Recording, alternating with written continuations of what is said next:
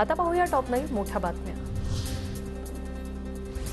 अनिल देसाईंना मुंबई पोलिसांच्या आर्थिक गुन्हे शाखेचं समन्स। ठाकरे गटाकडून शिवसेनेच्या पक्षनिधीतून 50 कोटी काढण्यात आले। शिंदे गटाची तक्रार। मुख्यमंत्री एकनाथ शिंदेंकडून ईओडब्ल्यूकडे तक्रार। अनिल देसाईंना चौकशीसाठी 5 मार्चला बोलवण्यात आलं। बारामती, कोल्हापूर, पुणे सर्वच ठिकाणी भाजपच निवडून येणार। भाजपचे नेते चंद्रकांत पाटलांचं विधान। तर सुप्रिया सुळे बारामतीमधून 2 लाखांपेक्षा अधिक मतांनी निवडून येतील, संजय राऊतांना विश्वास। शिवसेना आमदार महेंद्र दळवींच्या गाडीला अपघातात मोटरसायकल चालकाचा मृत्यू, तर आमदार महेंद्र दळवीही किरकोळ जखमी। रायगड जिल्ह्यातील उसडी गावातील टोल नाक्याजवळ झाला अपघात। सगळ्या पक्षाला संपवून भाजपला जिवंत राहायचे का? सिंधुदुर्ग रत्नागिरीची जागा सेनेची आम्हीच लढवणार।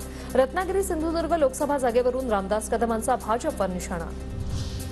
रामदास कदम काय म्हणाले त्याचा निर्णय एकनाथ शिंदे घेतील। चंद्रशेखर बावनकुळेंची प्रतिक्रिया। कदम यांचं मत महायुतीचं मत नाही, ते त्यांचं वैयक्तिक मत। भाजपने नेहमीच घटक पक्षांना मान दिला, बावनकुळेंचं वक्तव्य। रामदास कदमांनी सेनेतून बाहेर पडल्यावर त्यांनी किंमत राहिली नसल्याने मनातील खतखत बोलून दाखवली, वैभव नाईकांची प्रतिक्रिया।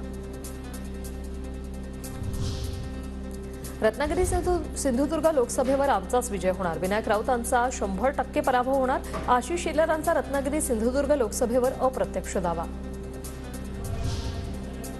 तर महायुतीतल्या संघर्षाची ही सुरुवात। निवडणूक जवळ आली की खरा पिक्चर दिसेल। रामदास कदमांच्या वक्तव्यावरून थोरातांची महायुतीवर टीका।